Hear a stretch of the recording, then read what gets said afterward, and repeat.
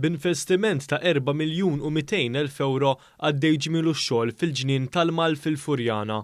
B'dan l-investiment il-Korporazzjoni għar-Riġenerazzjoni tal-Port il-Kbir ser ittejjeb u tirranġa din iż-żona pedonali minn fuq s'isfel.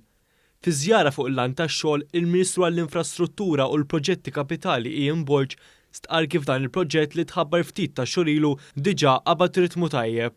Spjega kif fil-ġnien se jsir 7,500 metru kwadru ta' pavimentar ġdid u se jintuża pavimentar apposta għal nies b'nuqqas ta' dawl li jikkumplimenta ma' dak li sar fi Pjazza Tritoni. Dak il-fuq minn 7,500 metru kwadru illi ser ikun qed jinbidel il-pavimentar fihom, għandek jekkux restawr tal-ħitan u l-arkati, għandek ammont kbir ta' monumenti hawnhekk li ser ikun hemm restawr tagħhom u il-handrails, kif ukoll is-sistema ta' dwal ġodda. Is-Sindku tal-Furjana Davina Sammuthili spjegat kif dan il-proġett għandu importanza kbira hekk kif dan il-ġnien mhux biss jintuża min nies tal-lokal iżda anke minn mijiet ta' turisti.